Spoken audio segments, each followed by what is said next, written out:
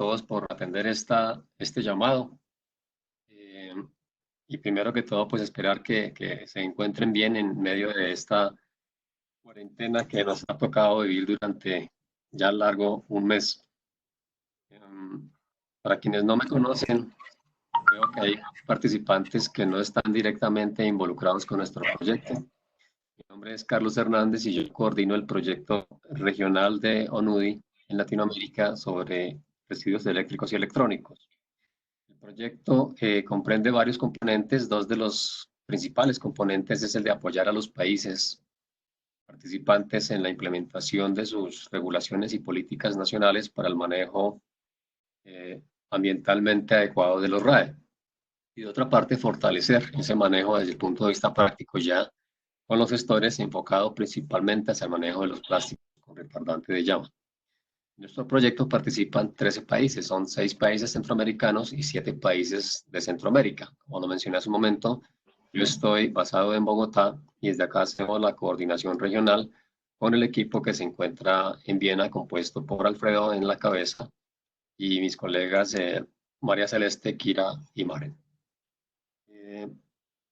Somos conscientes de las dificultades que afrontan los países actualmente para la implementación del proyecto debido a las condiciones de la pandemia que tenemos. Esto ha dificultado quizás un poco que algunos adelanten sus labores de campo y otras labores que tenían planeadas de reuniones presenciales, talleres, capacitaciones, etcétera, y nos ha hecho cambiar un poco los papeles que teníamos y las ideas que teníamos inicialmente, pero por supuesto la idea es que continuemos en medio de las limitaciones. Con base en esto, nos hemos reunido con el equipo y hemos ideado una serie de 14 webinars para hacerlos cada 15 días a partir de martes. La hora siempre va a ser esta. Las 17 horas es la referencia a 17 horas de Europa Central. Esta pues va a ser el primero de los 14 webinars entonces que hemos planeado. Vamos a hacer unos webinars que son de temas muy generales, pero que son de interés, como es el que nos compete hoy, un tema de interés muy actual. Y vamos a hacer otros temas, otros webinars que son ya más de carácter técnico. En ese sentido haremos algunas reuniones también que son más de carácter del proyecto, de los países participantes, en la cual pues lo haremos únicamente entonces con los representantes técnicos de estos países y con el equipo de implementación técnica también. Pero gran parte de los webinars los vamos a hacer abiertos para todo tipo de público y pues desde ya están cordialmente invitados. Pues son 14 webinars que vamos a hacer. Este es el primero. Lo vamos a hacer cada 15 días a las 17 horas de la tiempo de Europa Central. Para que de una vez ojalá programen de aquí en adelante entonces su agenda y de esa manera nos puedan acompañar. Van a ser temas muy interesantes sobre gestión de RAE, temas de orden técnico, de orden económico, de orden organizacional. Van a ser temas que creo que van a ser demasiada utilidad, sobre todo en estos momentos para todos ustedes. De manera que bienvenidos y pues le damos la palabra a nuestro gerente de proyecto, Alfredo Cuevas. Bueno, muy buenas madrugadas a Carlos Villasís y a los demás buenos días y también buenas tardes. Tenemos algunas personas que también nos escuchan en Europa. En primer lugar, quisiera dirigirme a ustedes y presentar al doctor Carlos Villasís, quien es un experto mundialmente conocido en el campo de la evaluación y gestión de riesgos de desastres.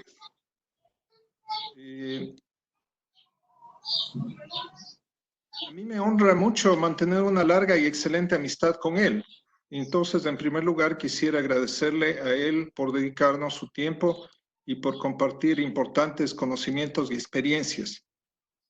Describir en detalle su preparación y logros profesionales tomaría mucho tiempo, así que trazaré tan solo una breve pincelada sobre estos aspectos. Carlos es ciudadano ecuatoriano y también de los Estados Unidos de América.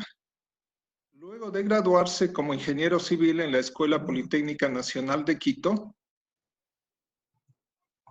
estudió con una beca del gobierno de Japón en el Instituto Internacional de Sismología e Ingeniería de Terremotos de ese país obteniendo además su doctorado en Ingeniería de Terremotos y Mitigación de Desastres en la Universidad de Tokio.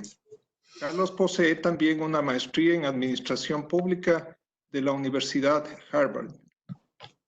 Durante más de 30 años, él ha asesorado a gobiernos locales y centrales y ha liderado iniciativas internacionales multidisciplinarias para reducir los riesgos de desastres mediante una efectiva planificación de los proyectos de desarrollo.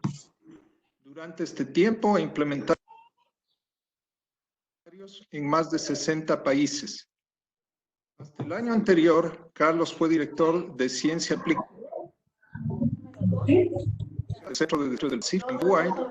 Previo a ello, fue gerente regional de programas y coordinador de estrategia de la Fundación Modelo Mundial de Terremotos con sede en Italia. Otros cargos y consultorías relevantes los ha desarrollado con el Banco Mundial, el Programa de las Naciones Unidas para el Desarrollo, la ONG Geohazards International con sede en California, la Secretaría de las Naciones Unidas para la Reducción Internacional de Desastres, la UNESCO y varias agencias bilaterales de cooperación como JICA de Japón, USAID de los Estados Unidos de América, GTZ de Alemania y COSUDE de Suiza. Carlos habla 5 idiomas y es autor de más de 50 artículos especializados, presentaciones en conferencias internacionales, artículos para varios libros y publicaciones de Naciones Unidas. Ha sido galardonado con importantes honores por las universidades Harvard y Stanford, así como por gobiernos locales y nacionales y otras organizaciones. Sin más preámbulos, apreciado Carlos, tienes la palabra.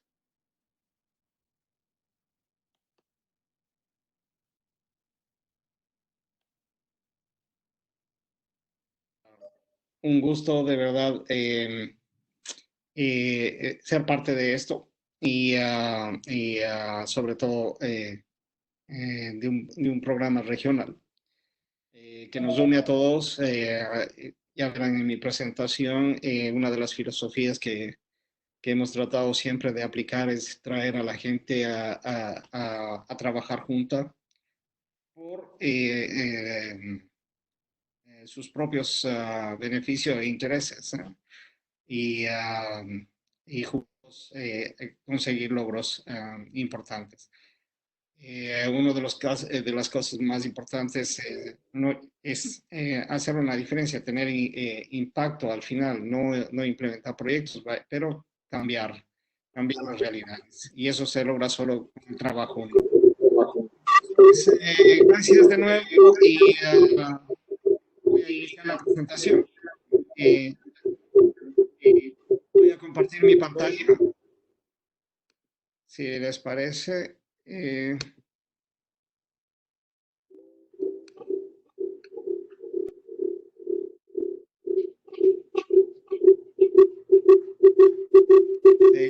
Está viendo un eco, ok.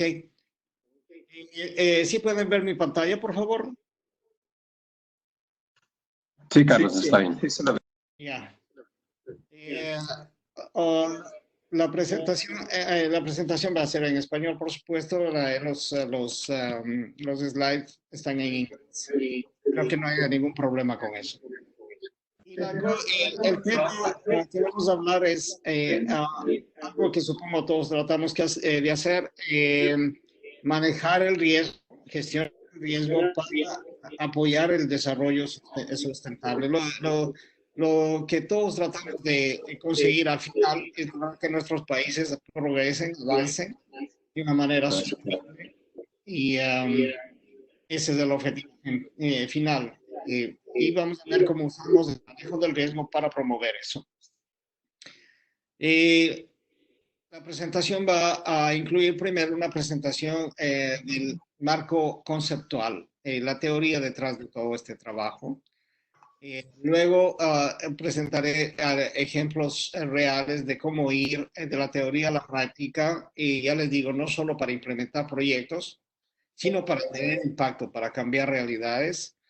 Dentro de eso, cuál es el rol de los organismos internacionales o la cooperación internacional, Presentaré algunas conclusiones y abriremos para comentarios y preguntas. Comencemos con el marco conceptual. Creo que todos nosotros en la audiencia aquí trabajamos con diferentes tipos de desastres. Todos ellos comparten muchas características. Son iniciados por un evento extremo que puede ser de origen natural, como por ejemplo el tsunami de Indonesia, que mató a 230,000 personas, el terremoto de Haití, que también mató a 230,000. Ustedes han tanto de este tipo de eventos, hay otros que son iniciados por una falla técnica, un accidente técnico, un error humano. Ustedes trabajan mucho en eso. Minamata es un ejemplo. Bhopal, Chernobyl, el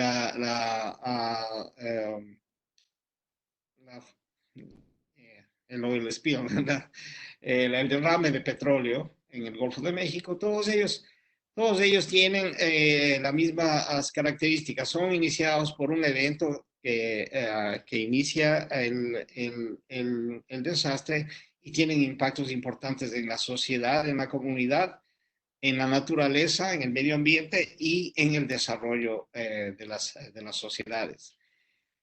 Otra cosa que comparten es que hasta todo este tipo de desastres, es que hasta hace muy poco tiempo y en muchos casos hasta la actualidad, la respuesta fue básicamente reactiva. Una vez que pasaba el desastre, a ver cómo lo podemos manejar, cómo podemos atenderlo y reducir el número de muertes o evitar que siga el impacto, el efecto y tratar de recuperarse de todo eso. Pero más o menos una actitud reactiva de respuesta, de emergencia a la respuesta. Y los organismos nacionales, los organismos internacionales estaban diseñados para actuar especialmente en la respuesta a la emergencia. Pero afortunadamente desde en los últimos años nos hemos dado cuenta de que el terremoto o el huracán o cualquiera de estos elementos que desatan el desastre nos da tiempo hasta que lleguen como para nosotros hacer algo y preparar y reducir el riesgo para evitar estos daños inmensos que ocurren. Entonces, eso es lo que estamos tratando de hacer, tratar de actuar antes. Y para eso lo que hacemos es manejar el riesgo.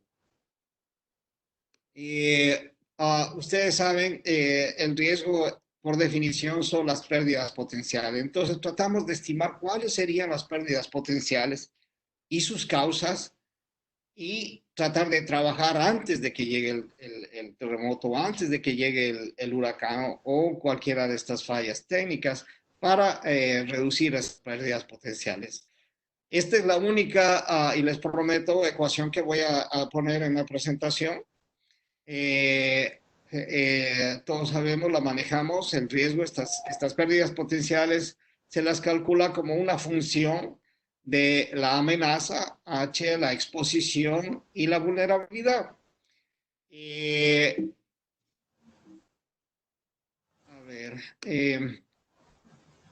La amenaza es el evento que inicia el desastre. Puede ser un evento natural, como habíamos visto, un evento tecnológico, una falla, un accidente, cualquiera de estas cosas. Exposición es todo lo que podemos perder. Puede ser la población, puede ser la propiedad, la estructura, infraestructura, la economía, la estructura social. Muchas veces afecta incluso a los gobiernos.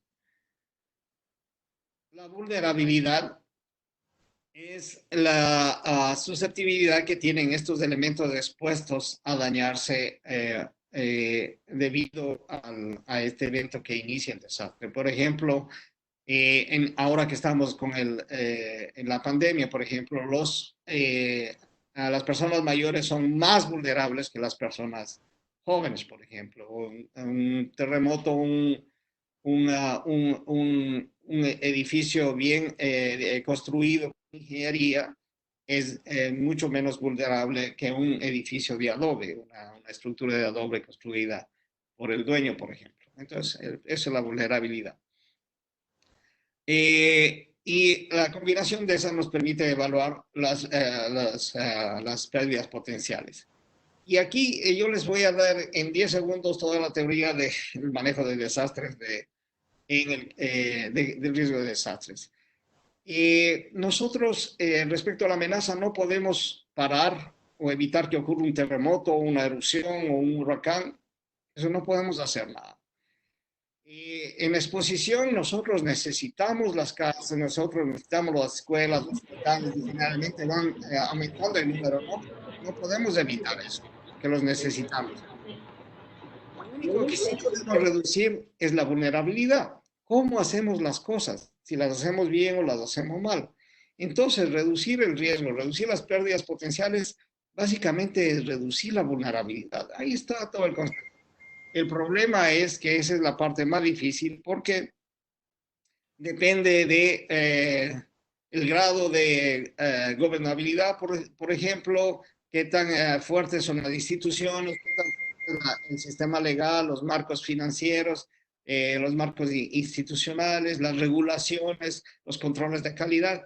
Y eso son cosas que son mucho más complicadas que trabajar. Pero es lo único que podemos hacer para llegar a esa meta final, que es minimizar el número de pérdidas potenciales y con eso el impacto negativo a la sociedad y al medio ambiente. Para mí todo esto empezó muy temprano, en 1987, cuando cambié la forma en que veía a los desastres. Esto es en Ecuador. Ecuador tiene sus campos petroleros en la selva amazónica. No hay población, no hay casas, sobre todo en este tiempo. Y el petróleo lo saca a través de un oleoducto de 600 kilómetros que va desde prácticamente el nivel del mar, sube a 5.000 metros de altura y baja de nuevo a la costa para la refinación y exportación. En marzo de 1987 hubo un terremoto en esa zona y el impacto fue tremendo. Se rompió el oleoducto. Ustedes pueden ver aquí, había un puente para cruzar este río y el oleoducto estaba unido al puente. Desapareció el puente, desapareció el oleoducto, todo ese petróleo yendo a los ríos. El derrame de petróleo fue increíble, no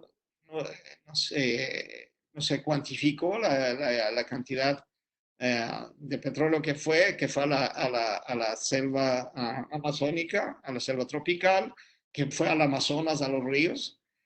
Y en el 87 se trabajaba muy poco en eso, impacto ambiental. Pero lo que no pudimos ignorar es que se rompieron 60 kilómetros de tubería y por 6 meses no pudimos exportar petróleo, cuando el petróleo era el 65% del presupuesto nacional. Hablaba con el presidente de esa época, Quiero Febres Cordero. 10 años más tarde hablaba con él y él me contaba que debido a eso, al daño, impacto económico que esto tuvo, el Ecuador tuvo una recesión de 5 años en el cual en los cuales no se pudo invertir en educación, en salud, en infraestructura, en crear trabajos y toda esa cosa. Esto me cambió completamente el concepto de cómo trabajar con desastres. Hasta ese momento y tradicionalmente se había trabajado con los desastres como un punto en tiempo y en espacio. El terremoto de marzo del 87 en Lago Agrio, el tsunami del 2004 en Indonesia, un punto en tiempo y un punto en el espacio. Ese desastre me indicó que este impacto económico a la economía del país afectó a todo el país. Gente en la costa del Pacífico ni sintió el terremoto y sin embargo fueron afectados por la recesión económica. Entonces no fue un punto el que fue afectado, ¿no? La zona del terremoto fue afectado todo el país.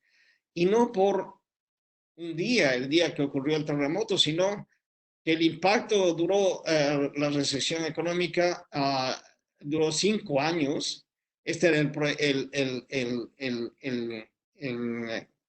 desarrollo, la proyección del desarrollo, que se paralizó por 5 años y después comenzó a desarrollar de nuevo el país, pero ya habíamos perdido mucho y esto, al menos esos 5 años, esos efectos se sienten hasta ahora. Entonces, no es un punto en el espacio, no es un punto en el tiempo, es algo que afecta a las sociedades enteras y por mucho, mucho tiempo. Entonces, en vez de estudiar los eventos aisladamente, nos comenzamos a interesar en el impacto acumulado de todos estos desastres en el proceso de desarrollo. Y nuestro foco se cambió a prevenir que esto pasa, a tratar de reducir estas pérdidas que afectan a economías enteras. Y eso lo hacemos a través de la inclusión de la gestión del riesgo en los procesos de desarrollo. Todo esto afecta profundamente sobre todo a los países menos desarrollados. Y el problema es que se repite regularmente. Por ejemplo, en Nicaragua, en el 72, el terremoto de Managua, en diciembre, causó pérdidas del 42% del Producto Interno Bruto. Nicaragua, la economía no se pudo recuperar después de eso. En el 98, el huracán Mitch causó pérdidas del 49% del Producto Interno Bruto. Mata la economía. En El Salvador, el terremoto del 76 causó pérdidas por el 31% del Producto Interno Bruto. En el 2001 tuvieron 2 terremotos también que causaron pérdidas acumuladas del 12% del Producto Interno Bruto. En el caso de Pakistán, todo el mundo, ¿no? En el 2005 tuvieron un terremoto que mató a 75,000 personas y causó pérdidas por el 5% del Producto Interno Bruto. En el 2010 tenían pérdidas por inundaciones del 10% del Producto Interno Bruto. En el 2010, el terremoto de Haití acabó completamente con la economía de Haití. Entonces, perdón, ¿cuándo van estos países a desarrollar? ¿Cuándo van estos países a ser capaces de proveer salud, educación, trabajos, empleos? Si siguen perdiendo, teniendo estos impactos regularmente en su desarrollo. Entonces, este es el objetivo final. Tratamos de reducir esos impactos. Y eso que vemos a nivel país se refleja también a nivel regiones. Este es el caso del África, aquí en la parte izquierda superior. Ustedes ven en colores, la parte oscura es los sitios donde se espera la mayor mortalidad debido a desastres naturales en los próximos 50 años. Esto es donde está la mayor mortalidad. Y los otros gráficos muestran a proxies del nivel de desarrollo de la pobreza, por ejemplo, a niños con déficit de peso o epidemias de meningitis, epidemias de malaria, y ustedes ven que coinciden exactamente con los mismos lugares. Está claro que hay una relación entre la pobreza, el nivel de desarrollo y la vulnerabilidad a los desastres. Y eso que le vemos a nivel regional también ocurre a nivel del mundo. Este es el mapa del mundo en que con colores hemos puesto la mortalidad esperada y la más alta es el cuartil superior, la más alta mortalidad esperada en los próximos 50 años debido a todos los tipos de desastres. Esos están con colores. Y en gris, en diferentes tonos de gris, está la distribución de la pobreza. Y vemos que todo eso coincide en la zona tropical, más o menos en los países menos desarrollados. Al norte no hay colores. Eso no significa que ahí tienen terremotos en California, tienen inundaciones en Europa, tienen toda esa cosa. Pero, pero los impactos son mucho menores. Entonces, Esto nos demuestra claramente que los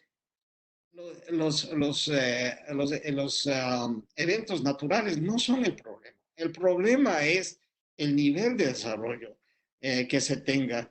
El riesgo se concentra en los sitios donde hay gobiernos débiles, instituciones débiles, planificación insuficiente. Y está claro que el desastre entonces es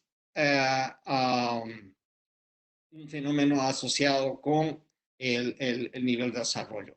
Para mí, desastre, el riesgo de desastre es solo un síntoma de la falta de desarrollo, como es una educación insuficiente, salud insuficiente, desempleo, son síntomas de sistemas que no están funcionando.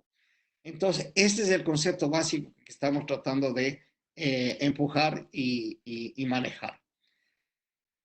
Y esto, algo que lo lancé hace muchos años y que lo hemos estado empujando muy fuerte, es la relación clara que hay entre el nivel de desarrollo y los desastres. Aquí pongo pobreza como un proxy, como una representación del nivel de desarrollo y los desastres. Lo que tenemos es que la pobreza genera vulnerabilidad ante los desastres. Siempre las poblaciones, los sectores más pobres de la población son los más afectados. Los países más pobres son los más afectados y los más vulnerables ante los desastres. Y el desastre causa, como habíamos visto, un impacto al proceso de desarrollo que genera o que perpetúa la pobreza. Y estamos en ese círculo. La pobreza generando vulnerabilidad y los desastres generando pobreza. ¿Cómo parar ese círculo? Y esto es muy importante. La única forma de parar este círculo, reconociendo la relación entre la pobreza y los desastres, o el desarrollo y los desastres, es incorporar el manejo del riesgo en los procesos de desarrollo. Y esto es muy importante porque cualquier cosa que hagamos para reducir la pobreza, promover el desarrollo, así no tenga nada que ver con los desastres, ya está reduciendo la vulnerabilidad ante los desastres. Y cualquier cosa que hagamos para reducir el impacto de los desastres, ya está protegiendo el desarrollo y reduciendo la pobreza. Entonces, ahora resulta que somos un equipo más grande, no somos solo los técnicos tratando de hacer desastres, sino el que trabaja para reducir la pobreza, el que trabaja para mejorar la economía, está haciendo ya manejo del riesgo de desastre. Y así es como tenemos que integrarnos para hacer un equipo más grande en el que todos participan y que podamos tener un impacto para reducir y mejorar la situación. Se está trabajando, pero en realidad veamos dónde estamos al momento. En el 2017 se reportaron a nivel mundial 335 desastres naturales mayores, que es un número normal, es un año normal, generalmente está entre 360, 350, por ahí, es un año normal.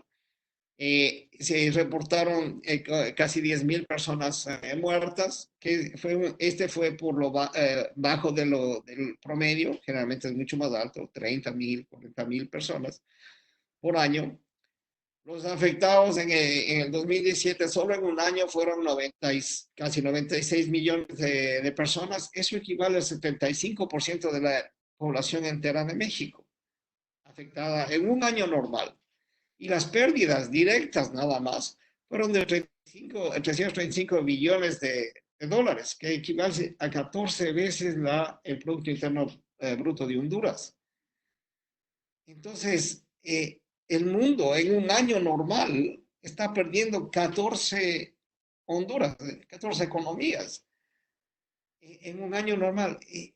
Eso es insostenible. No vamos nunca a poder desarrollar mejorar los estándares de vida del mundo, alcanzar un desarrollo sostenible, si seguimos con estas pérdidas, ¿no? Ok. Tengan en cuenta que estos son solo eventos mayores que se fueron reportados a nivel global. A diario tenemos miles de eventos menores, un deslave pequeño, una inundación pequeña, un incendio pequeño que afecta sobre todo a las personas más pobres y que nunca se reportan porque son pequeños, ¿no? Y que ocurren a diario. Entonces, está claro que los impactos todavía son demasiado grandes como para asegurar un desarrollo sostenido. Entonces, ¿y por qué no estamos siendo efectivos? Para resolver cualquier problema tenemos que primero entender el problema, crear un plan basado en ese entendimiento e implementarlo con medidas efectivas. El problema ahora es que generalmente tenemos un entendimiento insuficiente del problema. Muchas veces ni se inicia con las acciones, no se inician siquiera con una evaluación del riesgo. Yo conozco no, muchos países que he trabajado que tienen una estrategia nacional para reducir los desastres sin tener siquiera un análisis del riesgo, un análisis nacional del riesgo. O sea, está basado en generalidades nada más. Tenemos planes que ya no están basados en evidencias y las actividades, lo que se implementan generalmente son actividades que no son eficientes ni efectivas y no se avanza en el problema. Muchas veces incluso hay estudios de evaluación del riesgo que son muy técnicos y nadie los usa, quedan como mapas, quedan como reportes y ahí se quedan. Mientras tanto, los gobiernos, la comunidad sigue implementando medidas, sigue gastando mucho dinero en cosas que están basados no en un entendimiento del problema y no sabemos si son efectivas o no. Entonces, como les digo, la solución es integrar el manejo del riesgo como una parte integral, una parte básica, fundamental de la gobernabilidad y de los procesos de desarrollo. Primero, entender el problema con una evaluación del riesgo precisa y de calidad. Usar este conocimiento y ese entendimiento para preparar planes que estén basados en el entendimiento del problema, en el entendimiento del riesgo, y ahí usar los análisis de riesgo para hacer estudios de costo y beneficio e incluir las actividades que nos dan el mayor beneficio al menor costo. No se puede hacer todo al mismo tiempo. Y comenzar a implementar las actividades y usar de nuevo los análisis de riesgo para monitorear si estamos realmente resolviendo el problema o no, si estamos realmente siendo efectivos o no. Y regularmente, cada 5 años, cada 10 años, revisar todas nuestras estrategias, evaluar qué está funcionando, qué no está funcionando y revisarlas para mejorar y hacer los cambios necesarios. Entonces, eso es como tratamos de incorporar el manejo del riesgo dentro de todo el proceso de gobernabilidad y desarrollo. Y esa fue la teoría. ¿Cómo se pasa de la teoría a la práctica? A tener, ya les digo, no a implementar proyectos. Implementar proyectos no es lo más difícil. Lo más importante es tener impactos, ver que hay un cambio, una diferencia. ¿Cómo llegar a eso? Y para eso les voy a presentar algunos ejemplos. Y he escogido ejemplos en situaciones complejas, en situaciones difíciles, para demostrar que si funcionó ahí, puede funcionar en otros sitios donde estamos mejor. Si es que funcionaron ante esas condiciones tan difíciles, no hay razón para que no funcione en nuestros países también. El primer ejemplo era un desastre urbano que se estaba preparando, se estaba cocinando en la ciudad de Tijuana, en México. Tijuana el problema se generó, se agudizó especialmente luego de la firma de NAFTA, el Tratado de Libre Comercio. El Tratado de Libre Comercio lo que hizo es que la industria de los Estados Unidos cruce la frontera para aprovecharse de la mano de obra barata en México. Y florecieron las maquilas. Por ejemplo, cuando comencé a trabajar allá en 94, 95, en Tijuana se ensamblaban el 95% de todas las televisiones que se vendían en Estados Unidos. Ustedes que trabajan con residuos químicos y todo eso, ya entenderán todo lo que pasó allá, y lo que podía pasar. La población pasó de 300,000 personas a 2.5 millones de personas en 8 años. Cuando fui allá, cuando comenzamos a trabajar, hablando con el Departamento de Planificación Urbana, me indicaban que el crecimiento anual era de más del 6%. Cada día se aumentaban 3 hectáreas de ciudad. ¿Cómo se puede planificar eso? ¿Cómo se puede controlar eso? ¿Cómo se puede proveer servicios básicos? Lo que se estaba es aumentando el riesgo a diario, ¿sí? Y lo peor es que toda esa gente que venía a buscar trabajo en estas nuevas fuentes que se creaban, venían de otros lugares, entonces había una falta de identidad. El 70% eran inmigrantes, personas que venían de otros lados y que no se sentían particularmente identificados o interesados con los problemas de la sociedad o de la ciudad. Ellos vinieron a hacer dinero. Como resultado, en pocos años, Tijuana se convirtió en la ciudad número 1 de México en crimen, prostitución, tráfico de drogas, SIDA. Además, Tijuana está afectada por una alta sismicidad, están al final de la falla de San Andrés, tienen inundaciones recurrentes y cada año son afectados por los incendios forestales. Entonces, el escenario perfecto para un desastre inmenso. ¿Cómo trabajar ahí con tanto problema social, con tanta falta de identidad? Entonces, lo importante ahí, y es una de las primeras recetas que estoy presentando aquí, es envolver a todos los sectores de la sociedad. Muchas veces nos concentramos de trabajar con los técnicos, con las universidades, con la industria, y el resto de la sociedad no sabe siquiera qué está pasando esa cosa. Pero estos desastres afectan a todos y todos tienen algo que ganar cuando se reduce el impacto, y todos tienen algo para contribuir. Entonces, trabajamos en traer a todos los sectores. Armamos un equipo de más de 200 personas trabajando, representando a 65 instituciones de la ciudad, incluyendo a líderes comunitarios. Y por 2 años trabajamos juntos estos para entender todos el problema del desastre.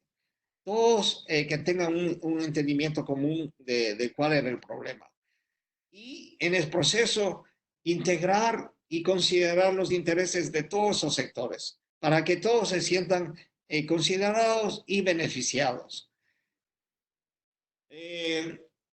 Todos estos sectores participaron activamente, no solo fueron observadores, sino que ellos validaban los daños, los impactos que se estimaban para cada sector, para el sector agrícola, para el sector financiero, para el sector salud, para el sector escuelas, para el sector productivo. Y al momento que ellos validaban y entendían eso, su problema, inmediatamente ellos proponían actividades o soluciones que ellos estaban listos a implementar. Ellos mismos, los que saben, los que manejan el sistema, proponían soluciones que ellos creían eran efectivas, factibles y estaban dispuestos a implementar. Poniendo todas esas cosas, lo que se logró es crear una estrategia a largo tiempo. Hicimos una estrategia para 10 años que estaba completamente soportada por los sectores locales, por todos los sectores, porque ellos la sugirieron. Son medidas que ellos proponían y estaban listos a implementar. Entonces, ese proyecto que lo hicimos fue parte de un proyecto de Naciones Unidas, un proyecto de radios que hicimos con 9 ciudades alrededor del mundo. Tijuana fue una de ellas. Y la concluimos en el año 2000. Lo completamos del 98 al 2000. Una vez que se terminó el proyecto, estas personas, las 200, los grupos que se formaron, decidieron, no, queremos seguir trabajando para implementar esa estrategia que nosotros diseñamos y que nosotros apoyamos. Entonces se creó el grupo Radius Tijuana, que está hasta ahora, se unen, son en promedio 60 miembros, representando a 45 instituciones.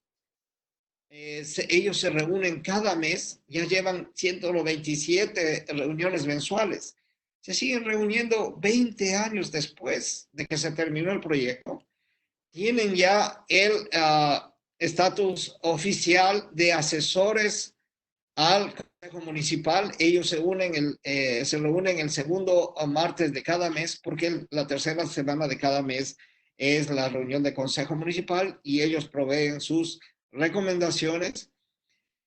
Este grupo que aprendieron que trabajando juntos son efectivos, promovieron esfuerzos similares en Mexicali, Ensenada, Rosarito, los otros grandes centros urbanos de Baja California, y ya no se limitaron a desastres, comenzaron a trabajar en otros aspectos que fueron importantes para la ciudad, como seguridad ciudadana, planificación urbana, seguridad de las escuelas.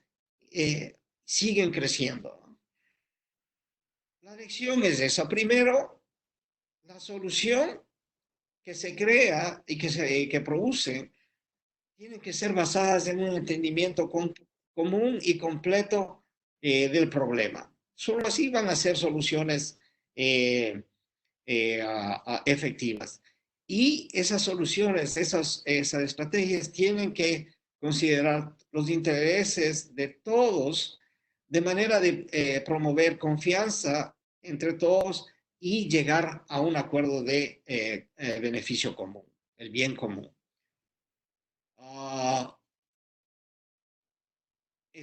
Un ejemplo. Otro ejemplo que quisiera presentarles, que voy a explicar otra de las estrategias que sirven para que esto tenga un impacto, es el ejemplo de los terremotos en Nepal.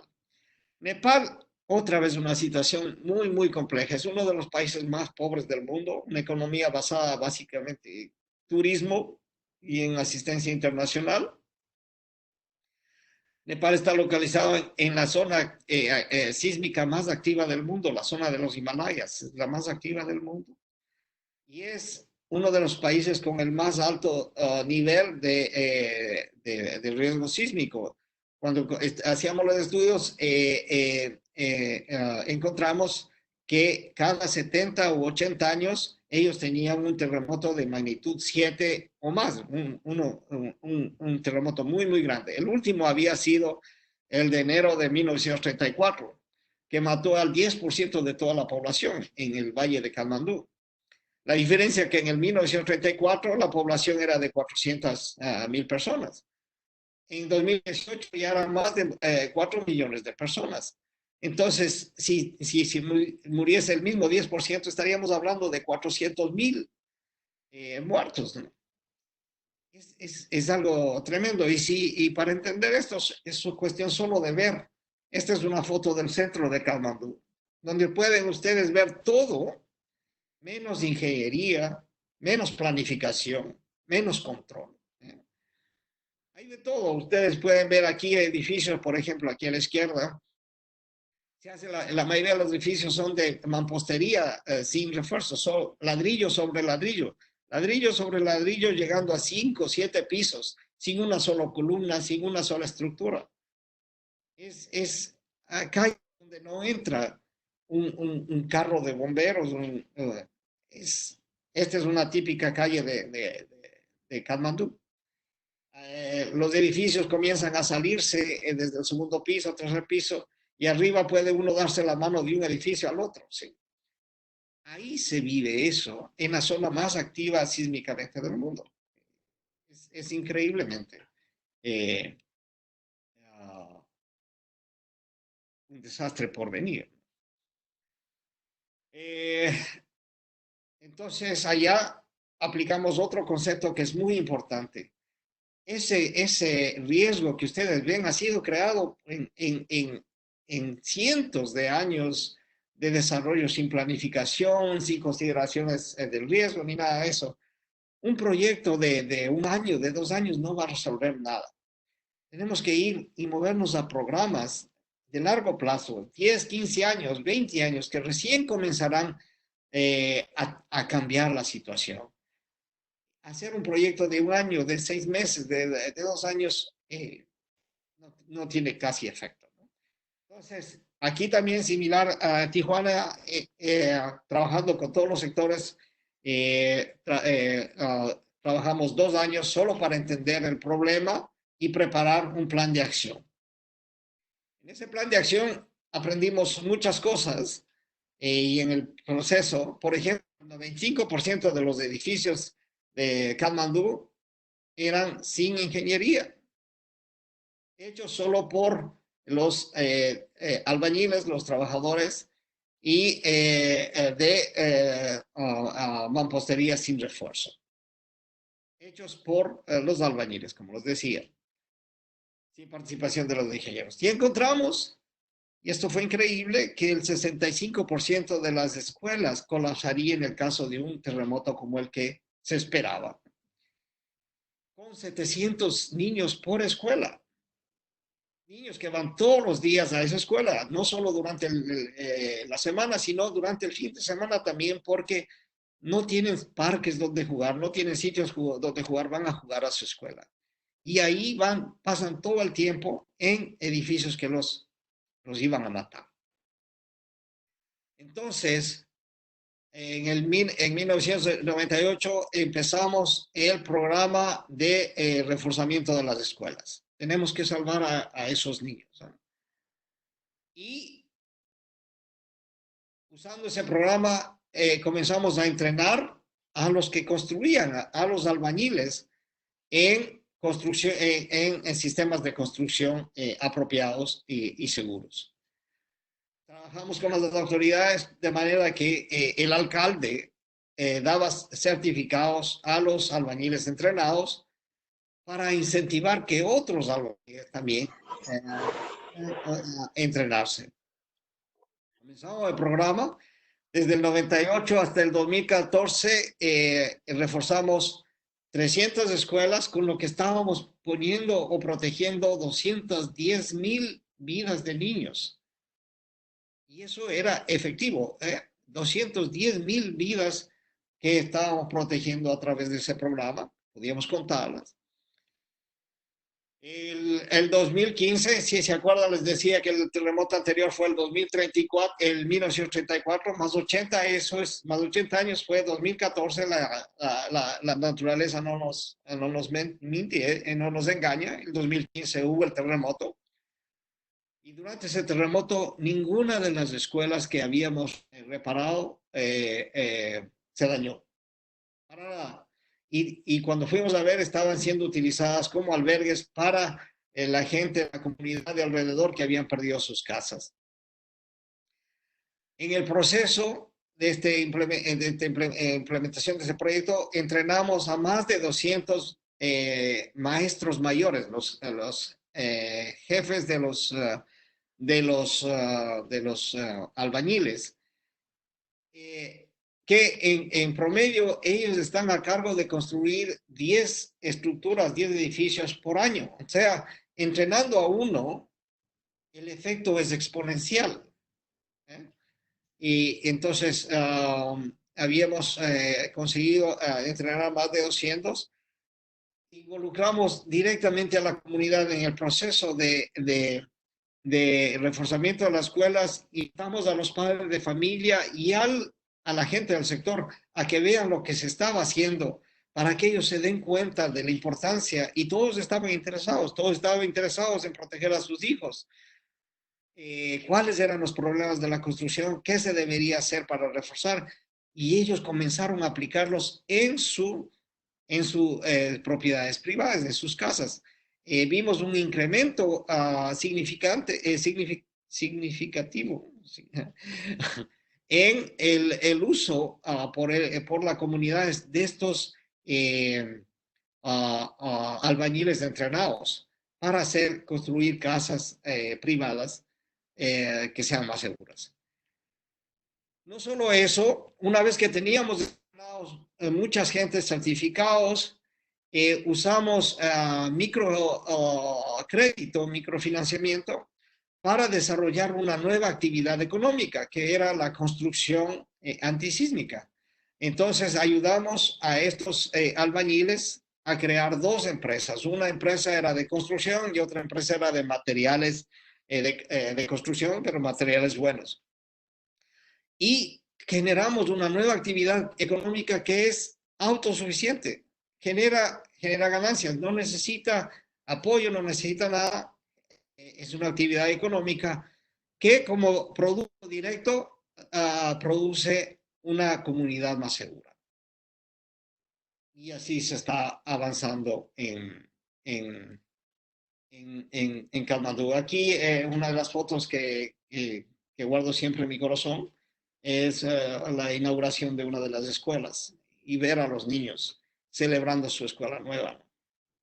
Es muy gratificante. Pero teníamos que cambiar no solo cómo se hacen las cosas, sino la mentalidad de la gente. Y hay maneras como hacer eso. Preparamos exhibiciones públicas en las plazas principales de Katmandú, donde se hacían exhibiciones con los albañiles que entrenábamos de dos edificaciones, la edificación normal y una edificación reforzada, y les hacíamos vibrar usando una mesa vibradora, un equipo sencillo, y la gente veía como la una colapsaba y la otra resistía. Y creía porque lo veía y comenzaba a entender que esto funcionaba. O sea, contarles no es suficiente, hay que demostrarles y ayudar a que crean. También cuantificamos cuáles eran los beneficios. Y esto es algo muy importante porque muchas veces estamos hablando de uno de los países más pobres, ¿eh? Y muchas veces la gente piensa que el freno más grande es que no hay dinero para hacer este tipo de cosas. Aquí es uno de los países más pobres. Cuantificamos y encontrábamos que el incremento del costo para hacer una construcción segura era entre el 3 y el 5% del costo de la estructura, no del costo de la casa, solo de la estructura. Muchas veces los terminados son lo más caro, las ventanas, los pisos, eso muy caro. Aquí solo el 3 al 5% del costo de la estructura que se incrementaba para hacerlo seguro. Sin embargo, en la actualidad, en ese momento, la gente pagaba entre el 7 y el 10% en sobornos para construir sin permisos. Estaban gastando más dinero para poner su familia y su propiedad en riesgo. Entonces, con esta información, ellos se dieron cuenta que tenían ahorros significativos a la vez que protegían a las vidas y sus propiedades. Y la gente lo entiende. Lo único que ellos necesitan es la correcta información para hacer las decisiones convenientes, las que más le convienen a ellos. Pero ellos no son ingenieros, ellos no son expertos. Y es la labor de nosotros, de los que se supone sabemos, dar la información y la comunicación, llegar a ellos con la comunicación y la información que les permita tomar las decisiones correctas. Entonces, la correcta información puede cambiar malas prácticas e incluso formas de pensar que han estado ahí por años y que podemos corregirlas. Y otra cosa que quiero presentar aquí, en todos mis proyectos he tratado siempre para mí, lo mejor que se puede hacer es trabajar por el futuro, invertir en el futuro. Y en todos estos proyectos se genera una cantidad increíble de información nueva que en vez de dejarla ahí en un reporte, en una base de datos, podemos incorporarla en la educación formal. no en seminarios de una semana, de 2 días, no, incorporarlos en educación formal para que cada niño crezca con esto como parte de su formación. Entonces comenzamos a trabajar eso y otra cosa que usamos durante el proceso de evaluación del riesgo, identificamos los problemas más comunes de la construcción en Nepal. Lo que hicimos es poner todo ese conocimiento en libros de texto para los niños de cuarto, quinto y sexto grado de la escuela primaria. Y al final pusimos unas tareas que eran básicamente sketches, dibujos sencillos de estos problemas típicos de las estructuras en Nepal. Y esos deberes consistían en que los niños tenían que ir en su casa y ver si esos problemas existían en su casa. Lo que hicimos con eso es que conseguimos evaluar miles de edificios gratis, sin costo alguno, y evaluado por la gente que vive en eso, la gente que en realidad está interesada en que esa casa sea segura. A través de eso, como los niños nunca hacen el trabajo solos, sino que piden ayuda a los padres, a la madre, al papá, conseguíamos concientizar a la gente, a los propietarios de la casa sobre esos problemas, que es la cosa más difícil. ¿Cómo llegar a la gente en la casa? Ellos nunca atienden una conferencia, un seminario como este. ¿Cómo llegar a ellos? ¿Cómo concientizarles a ellos?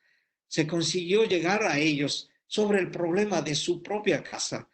Y además conseguimos crear un campeón dentro de esa familia, un niño que insiste en que se resuelva eso. Y un padre de familia puede decir no al ingeniero, puede decir no al alcalde, pero no puede decir no al niño que insiste que se haga algo para resolver el problema de la casa.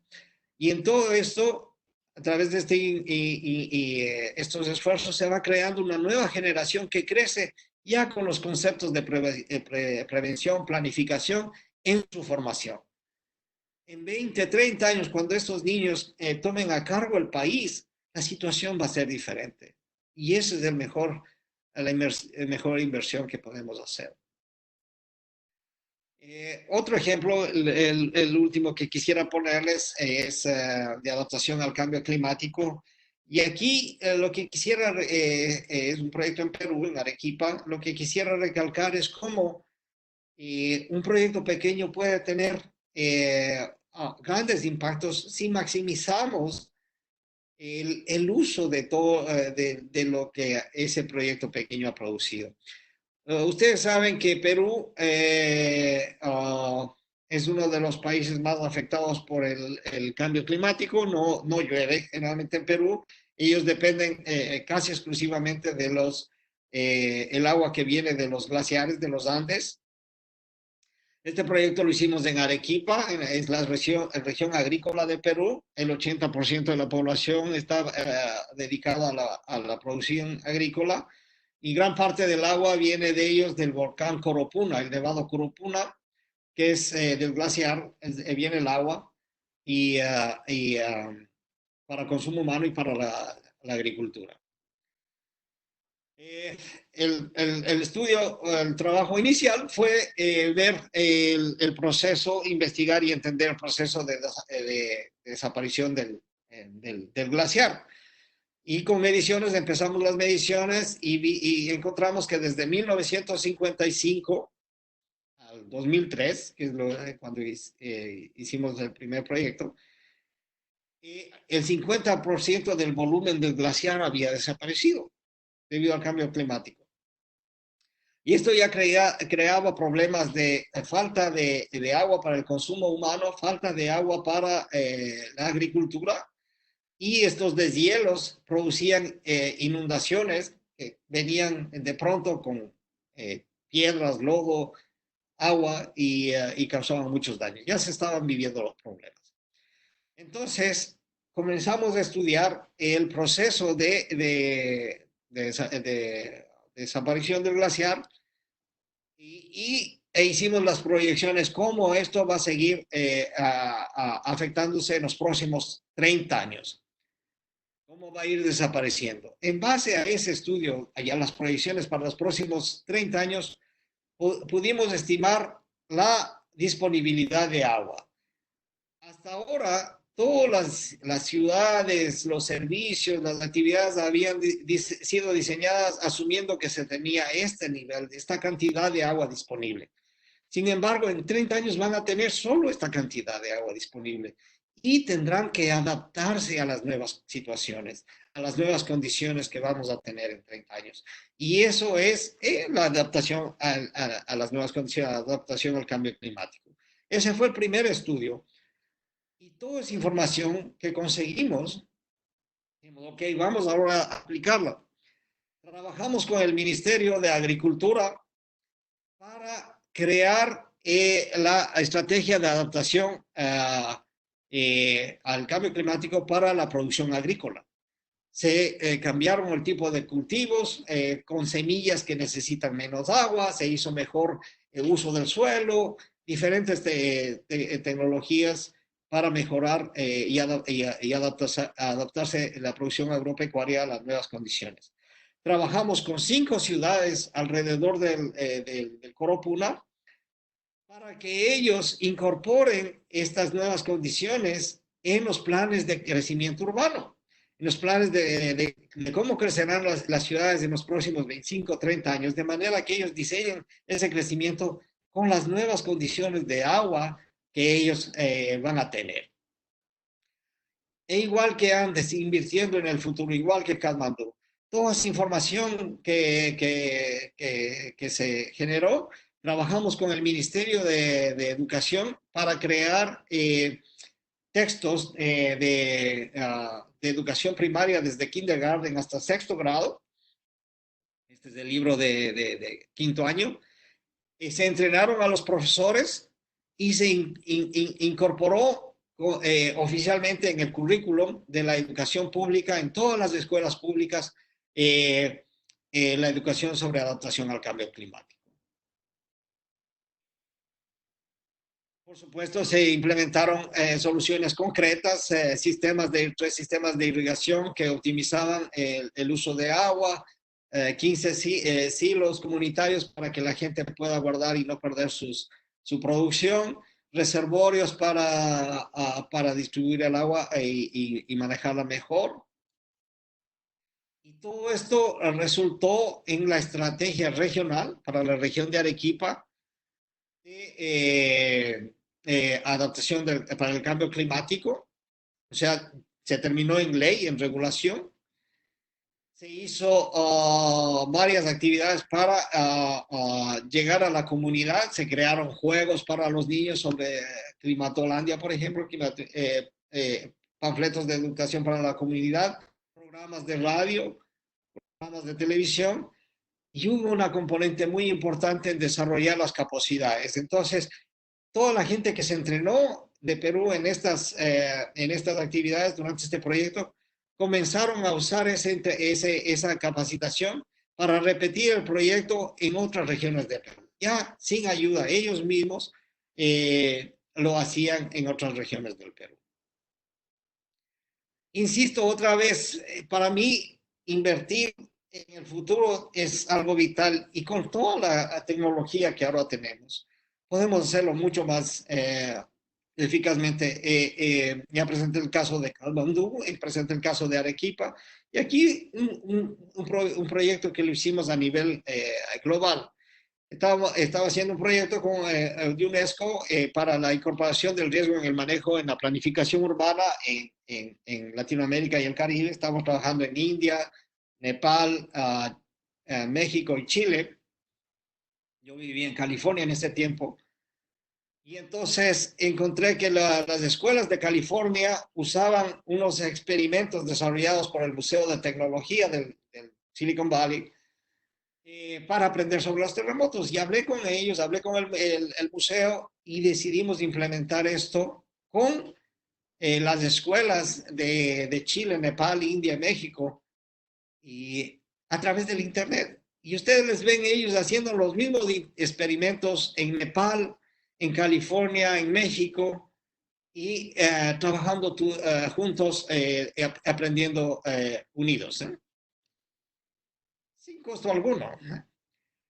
Cuando terminamos el proyecto de UNESCO, hicimos el simposio final en Tijuana y en San José, California, donde está el Museo de Tecnología. Y a los mejores trabajos, a los niños que hicieron los mejores trabajos, les invitamos a que participen en ese evento.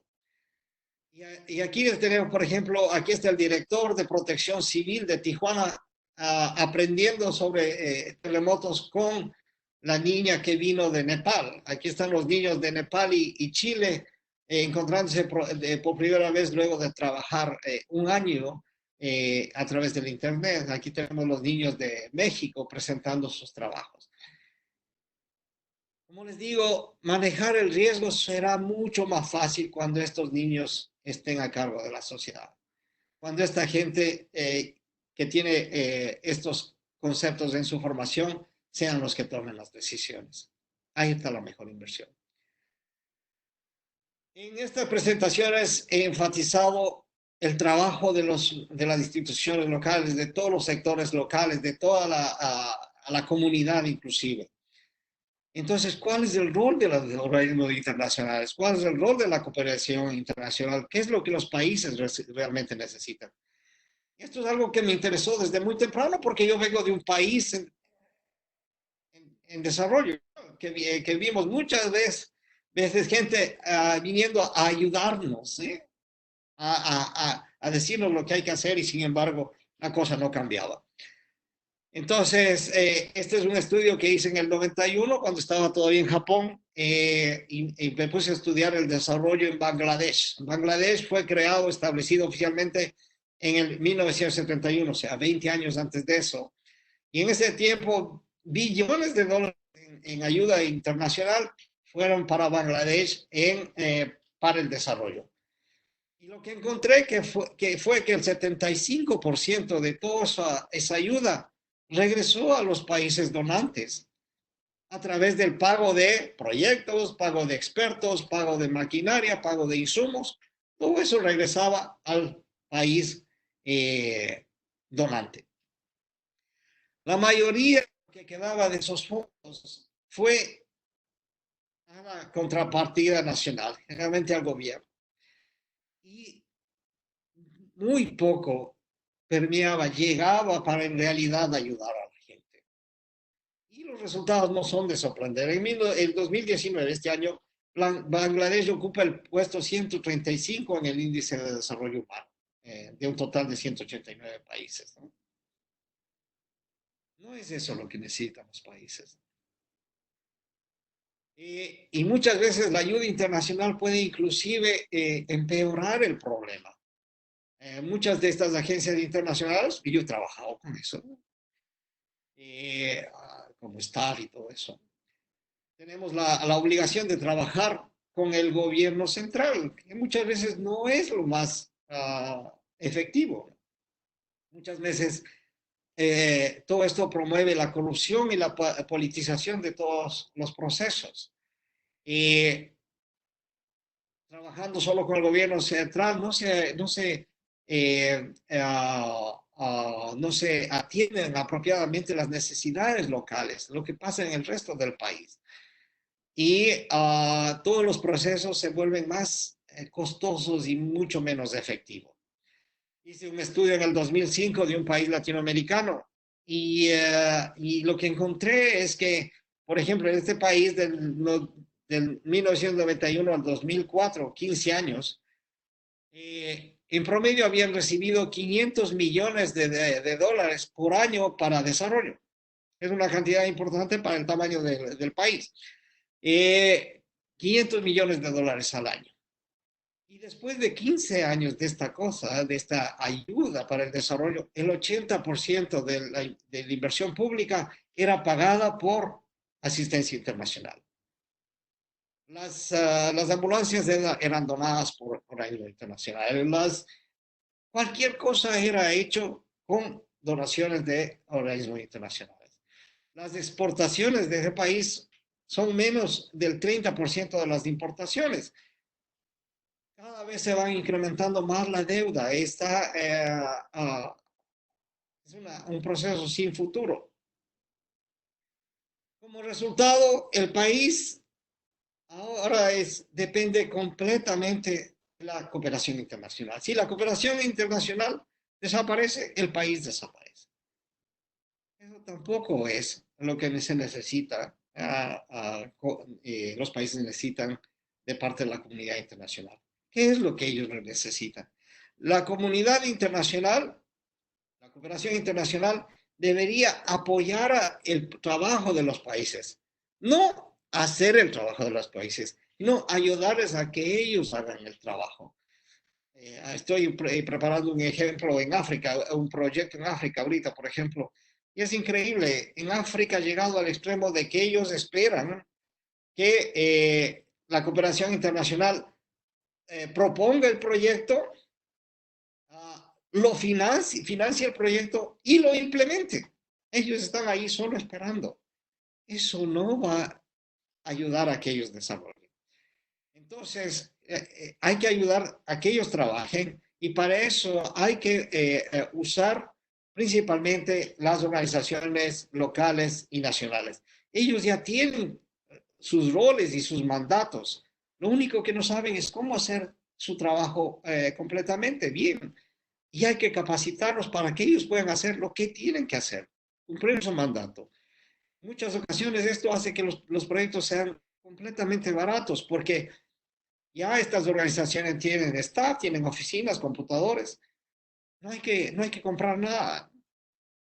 Además, estas instituciones son parte de un sistema mucho más grande. Entonces, cualquier cosa que beneficie a la institución tiene un positivo efecto en todo el sistema al que se pertenece esta institución. Lo importante de todo esto es que a través de ese trabajo, todo el conocimiento y la capacidad permanece ahí, de manera que eso les facilita a ellos implementar las recomendaciones y mejorarlas, refinarlas en el futuro, aumentar nueva información que sea disponible y replicarlo. Si trabajamos de esta manera, es posible incluir el conocimiento local. Sí, a mí me piden que trabaje en Malawi. Yo puedo ser un experto en desastre y lo que sea, pero ¿qué sé de Malawi? Y la gente de Malawi es la que sabe lo que funciona, lo que no funciona, lo que es importante para ellos. Es importante incorporar el conocimiento local de manera que los resultados y recomendaciones reflejen la realidad local, las necesidades y las prioridades. Entonces, la tecnología, la transferencia de tecnología y la capacidad, construir la capacidad locales, tanto técnicas como institucionales, ese debería ser la primera prioridad de la cooperación internacional. Déjenme concluir. Lo que quisiera que lleguen ustedes a casa luego de esto es, primero, lo que les había dicho. El riesgo de desastre es un problema de desarrollo. No puede ser enfocado en aislamiento, sí, fuera del contexto. Tiene que todo ser trabajado dentro del contexto de desarrollo. Y para esto tenemos que tratar de que el manejo del riesgo sea una parte integral de la política pública, de los planes de desarrollo, de los planes de inversión. Antes de invertir millones de dólares en el próximo parque industrial o en el próximo sistema de irrigación, tenemos de asegurarnos que esas inversiones importantes no se pierdan en el próximo terremoto, en el próximo fenómeno del Niño, en la próxima erupción, lo que sea, ¿sí? Para que estos programas sean efectivos y tengan impacto, tenemos que, como les decía, movernos de proyectos pequeños, individuales, a programas de largo plazo, con metas a largo plazo que podamos medir que estamos avanzando. para que esto sea apoyado localmente e incluya todos los intereses y todas las necesidades de la sociedad, tenemos que involucrar a todos los sectores de la comunidad y activamente en el proceso. En cada esfuerzo que hagamos tenemos que invertir en la educación de las nuevas generaciones. Todo eso que producimos tenemos que incorporarlo en educar a las nuevas generaciones, porque esa es la mejor inversión que podemos hacer. Y lo que les decía, para la cooperación internacional, la transferencia de tecnología y la construcción de capacidades locales debe ser la primera prioridad. El resolver este problema de los países no es responsabilidad de Naciones Unidas, del Banco Mundial, del Fondo Monetario, no, no. Esto es responsabilidad de la gente que vive ahí y tenemos a ellos que ayudarlos a que sean autosuficientes y que resuelvan sus problemas. Muchas gracias y cualquier pregunta estoy a la disposición. Bueno, en primer lugar, Idear a través del proyecto.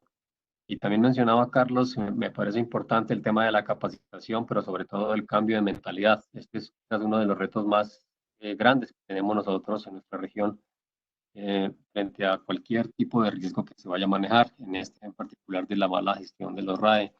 Y creo que este es uno de los puntos más difíciles quizás que nosotros tenemos como que afrontar de aquí en adelante, ese cambio de mentalidad y el cómo vincular todos estos procesos a una educación, a un proceso de educación formal, no solamente a campañas o programas ocasionales. Y esto pues, acompañado a temas de difusión y a la creatividad, por ejemplo, en la manera como comunicamos este tipo de cosas a través de materiales, como menciona Carlos, a través de invertirlo en el futuro.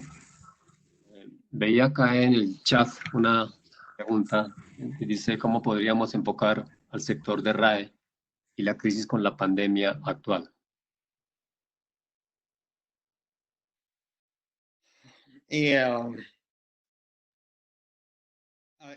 ¿Sí me escuchan? Sí. Ya. Un par de cositas, ¿no? Primero esta es una pandemia que es nueva, por supuesto, y tenemos mucho que aprender todavía, entender todavía.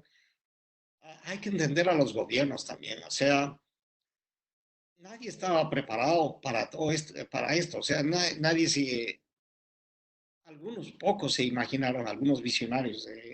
Vi una conferencia en el 2014 que se hizo ahí, creo que en John Hopkins, la universidad, para discutir, hacer un escenario de una pandemia, pero, o sea, algunos ya estaban trabajando en esto como una posibilidad, pero ningún gobierno estaba preparado, ninguno tenía esta cantidad de ventiladores, por ejemplo.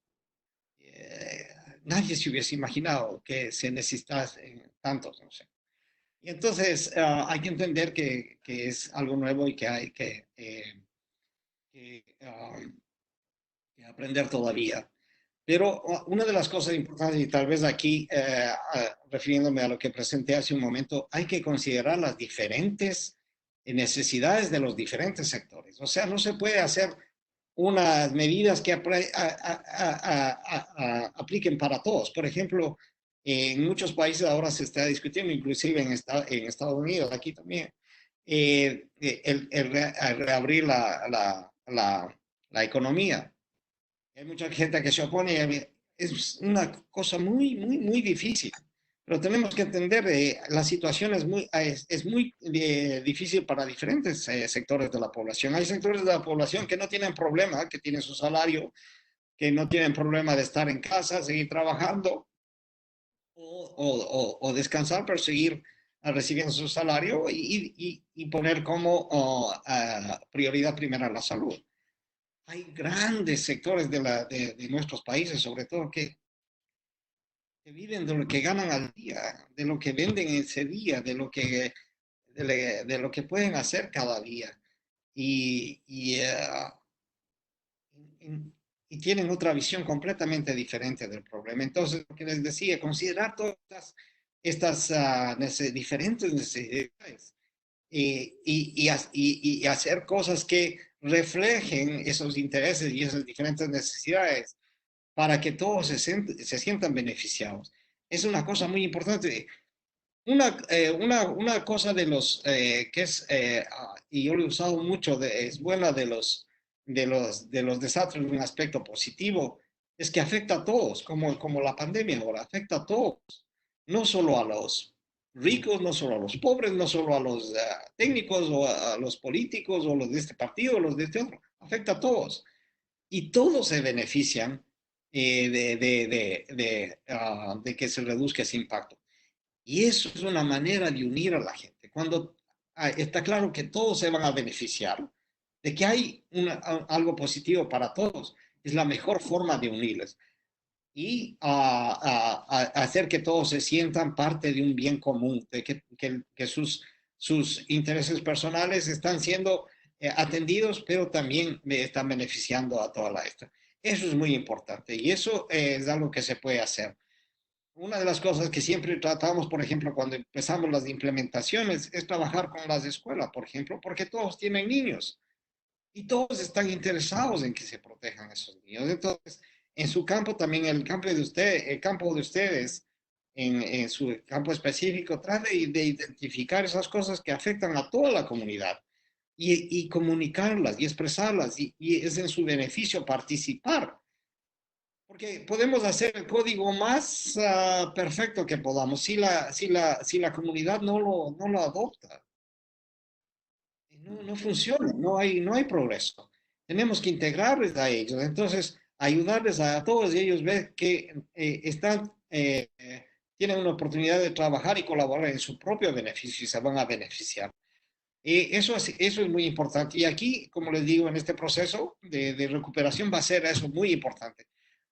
Hay un proceso de comunicación para asegurar de que todos se sientan atendidos y se sientan considerados. Tanto la gente que puede quedarse en su casa y no hay problema, como la gente que necesita salir y ganarse el pan de cada día. Hay que pensar, comunicar y tener seguro, asegurarnos de que las medidas que se tomen consideren todas estas necesidades y intereses. No podemos ignorar a nadie, porque ahí se crea el problema. Tenemos que considerar todas esas cosas. Gracias, Carlos. Tal vez en vista del tiempo, una última pregunta que veo aquí en el chat. ¿Cómo se puede planificar estratégicamente la etapa de recuperación después del COVID? Como les decía, lo más importante es tratar de entender el problema. Y esto es una cosa, o sea, la semana pasada veía un estudio de Harvard, precisamente, que tenemos que entender cómo cómo funciona esto. La única manera de que esto se solucione, el problema del virus, son tres. O sea, primero que se encuentre una cura, que todavía está lejos. Segundo, que se encuentre una vacuna, que también se estima que por lo menos tomará unos 18 meses. O tercero, que se llegue a la inmunidad de rebaño, o sea, que haya un número suficiente de gente inmune como para que ya el virus nos pueda propagar. Son las tres únicas maneras para que esto ocurra. Y hay que entender que todos los procesos de ahora de aislamiento que estamos haciendo, de confinamiento, lo único que tratan es de reducir, de aplanar la curva, lo que se está hablando, para evitar que el sistema de salud colapse. O sea, no estamos resolviendo el problema, estamos solo tratando de aliviar el problema para que no colapsen los sistemas de salud, para que podamos atender a la gente. El problema está ahí. Y van a haber como ondas en los que baja el número de contactos y se aplana la curva, la gente se siente segura, se abren, otra vez se vuelve a dar las condiciones para el contagio rápido, vuelve a elevarse la curva, porque el problema está ahí, no se ha encontrado la solución. Otra vez se tendrá que hacer un confinamiento para evitar que colapse el sistema de salud. Otra vez bajará la curva, tal vez otra vez se intente subir otra vez tal vez venga una nueva ola de infecciones y un proceso así, hasta que se llegue a cualquiera de estos tres condiciones, soluciones que había yo indicado anteriormente. Entonces, tenemos que entender que eso es el proceso, no lo podemos evitar y planificar de acuerdo a eso, planificar de acuerdo a eso, preparándose, ya sabiendo lo que va a pasar y estratégicamente ajustando estos ciclos de manera que funcionen apropiadamente. Pero aquí también, y súper importante, el asunto de comunicación. Tenemos que ayudar a la comunidad a que entienda toda esta cosa y que no se sienta perdida, que no se sienta que se están haciendo las cosas sin sentido, sin considerar las consecuencias, sin considerar los defectos de los diferentes sectores. Entonces, programas de comunicación clara y con esa estrategia a largo plazo que quede claro para todos. Esto va a pasar, esto va a ser, así lo vamos a intentar, así lo vamos a hacer lo mejor posible. Eso es importante para que la sociedad se sienta protegida, se sienta ayudada y participe. Si no está eso, lo que ahora se está viviendo es mucha ansiedad, mucho nerviosismo que posiblemente puede desatar inestabilidad social. Y eso es lo que tenemos que evitar.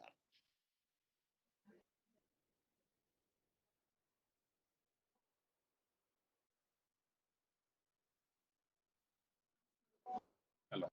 ¿No? Hola. Sí, sí se escucha. Adelante. ¿Se escucha, Carlos? Bueno, pero que se me vaya un momento el sonido. Sí, Bueno, sí. Carlos, muchas gracias por la presentación. Creo que fue muy ilustrativa para todos. Creo que desde otro punto de vista, desde otro ángulo muy complementario al que nosotros manejamos, nos has abierto los ojos y nos has hecho ver otras realidades, otras cosas que creo que tienen aplicación. Muchas gracias por compartir tus conocimientos, gracias por tu tiempo y pues esperamos entonces seguir contando contigo para próximas ocasiones. Participantes de este webinar, les agradezco también su participación. Entiendo la podemos compartir, ¿verdad, Carlos? Sí, por supuesto.